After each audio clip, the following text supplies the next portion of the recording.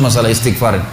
Karena ada sebuah hadis Nabi SAW yang berbunyi, bisa saja rezeki seorang hamba tertahan, ya, ditahan oleh Allah, belum dikasih, ditahan dulu karena dosa yang dia lakukan.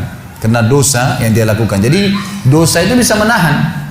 Bisa saja kita mau coba masuk proyek gagal, coba istighfar kepada Allah SWT. Kan? Jadi memang ada dosa yang mengganjal, intinya begitu. Pernah ada 3 orang datang kepada Hasan Basri rahimahullah, seorang ulama tabi'in yang masyhur. Datang 3 orang ini, dan Hasan Basri ini juga terkenal dengan kesolehannya. Kalau ngomong selalu surga, neraka, rahmat dan taubat dan azab. Itu saja berputar perkataannya Hasan Basri rahimahullah. Jadi orang sering datang ke rumahnya minta nasihat. Ada 3 orang datang satu hari antri di rumahnya. Yang satu masuk mengatakan, wahai imam, wahai kiai, wahai ustaz, saya sudah lama menikah dengan istri saya ini, tapi belum dapat anak. Sudah 10 tahun nikah nggak dapat anak. Kami sudah ikhtiar ke tabib ini, minum itu, tapi belum juga Allah takdirkan. Apa saran Anda? Maka kata Hasan Basri, perbanyak istighfar. Perbanyak ya, bukan kerjakan istighfar, perbanyak. Terus lisanmu astagfirullah wa atubu ilaih, astagfirullah terus diucapin. Jangan berhenti. Gitu kan. Maka kemudian keluar orang tersebut. Masuk orang kedua mengatakan, wahai imam, saya sudah lama kena penyakit di perut saya, sakit terus. Kalau sakit saya sampai nggak bisa tahan, rasanya pengen mati saja kena sakitnya. Sudah coba berobat ke sana sini nggak sembuh-sembuh. Apa saran Anda? Kata Hasan Basri, perbanyak istighfar. Perbanyak istighfar. Amalin, pulang. Datang orang ketiga mengatakan, wahai imam, saya sudah lama bekerja banting tulang. Mayoritas waktu saya sehari kerja keras, tapi saya tidak pernah kaya seperti fulan. Ditunjuk orang kaya di kota itu, di kota Basra, di Irak. Apa saran Anda? Kata Hasan Basri, perbanyak istighfar. Pulanglah 3 orang ini. Lalu kemudian istri Hasan Basri bertanya, wahai suamiku, ketiga orang ini tadi butuh, satu mungkin dikasih modal, mungkin satu ditunjukkan tabib yang tepat, mungkin obat. Kenapa Anda cuma suruh istighfar saja? Kenapa enggak istighfar diikutin dengan yang lainnya? Dikasih modal, dikasih obat. Kata Hasan Basri, wahai istriku, tidakkah kau dengar kalau mereka sudah ikhtiar dan sekarang tinggal mereka terbuntu, tertutup di sebuah pintu yang mereka tidak tahu bagaimana jalan keluarnya. Maka saya mengingat firman Allah dalam surah Nuh. Surah Nuh ini surah nomor 71 ya. Ayatnya ayat 10 sampai ayat 12. Nabi Nuh alaihissalam berkata kepada kaumnya tentang istighfar. Surah Nuh surah nomor 71 ayat 7 ayat 10 sampai ayat 12. A'udzubillahi minasyaitonirrajim, faqultu astaghfiru rabbakum innahu kana ghaffara. Yursilis samaa'a 'alaikum midrara wa yumdidkum bi amwalin wa banin wa yaj'al lakum jannatin wa yaj'al lakum anhara.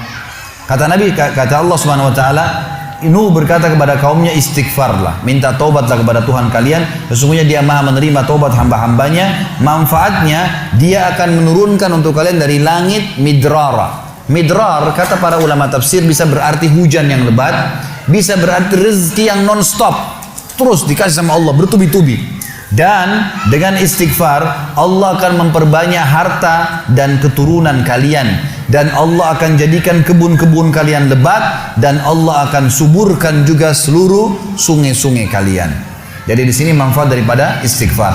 Ada kisah yang lain teman-teman sekalian, kisah Imam Ahmad rahimahullah. Imam Ahmad rahimahullah dari 4 madhab tadi, Abu Hanifah, Malik, Syafi'i dan Ahmad. Ahmad bin Hanbal muridnya Imam Syafi'i. Madhab yang keempat. Imam Ahmad rahimahullah di akhir hidup beliau ulama besar hadis. Di akhir hidup beliau pernah terlintas di benaknya untuk mendatangi sebuah kota di Irak. Kenapa ke sana nggak tahu. Pokoknya pengen ke sana gitu. Imam Ahmad pergi ke sana. Tiba di kota itu, tapi saya tidak temukan dalam riwayat ini kota apa yang dimaksud. Tiba di kota itu, Imam Ahmad tiba azan maghrib. Lihat masjid, ada satu masjid, masuk ke masjid itu sholat berjamaah. Orang nggak tahu dia, karena zaman dulu orang tidak ada foto, tidak tahu lihat bagaimana wajah siapa orang ini, nggak kenal. Habis sholat maghrib, Imam Ahmad duduk sedikit baca Al-Quran.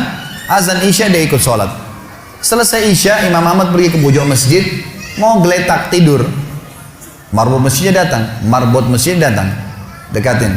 Wahai syekh, syekh ini dalam bahasa Arab 3 artinya.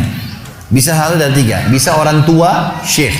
Bisa orang alim, bisa orang kaya. Gitu kan? Jadi tidak selamanya kalau antum dipanggil di Saudi syekh dianggap orang alim. Gitu. Bisa saja orang tua, gitu kan. Dipanggil, hai syekh, orang tua maksudnya. Ngapain anda di sini? Kata Imam Ahmad, saya musafir, nggak kenal orang siapapun di kota ini. Besok pagi saya mau pergi, nggak ada tempat nginap, saya mau nginap di sini.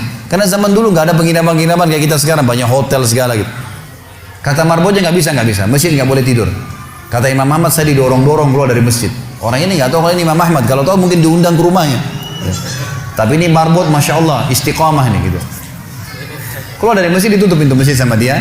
Imam Ahmad lihat orang yang sudah pergi, Imam Ahmad lihat ada teras masjid, tidur di teras masjid. Balik lagi marbotnya. Wahai Syekh, ngapain sini? Musafir, mau tidur, nggak ada tempat nginap. Nggak bisa Syekh. Teras pun nggak boleh, peraturan. Ini saya bilang tadi istiqomah luar biasa. Imam Ahmad bilang, saya didorong-dorong ke jalanan. Dorong ke jalanan. Waktu saya lagi didorong ke jalanan, ternyata masjid bersebelahan dengan kios penjual roti. Ada satu orang penjual roti di sebelah masjid. Lalu dia mengatakan, Syekh, dipanggil Imam Ahmad, silakan ke tempat saya. Imam Ahmad pun datang. Dia bilang, saya punya rumah tidak jauh dari sini, ini kios saya, ada ruangan tempat tidur saya. Silakan anda pakai nginap, besok anda mau pulang silakan. Kata Imam Ahmad menceritakan tentang keadaan dia dengan penjual roti ini. Dia bilang, ada satu perilaku penjual roti ini yang unik. Imam Ahmad tertarik dengan itu.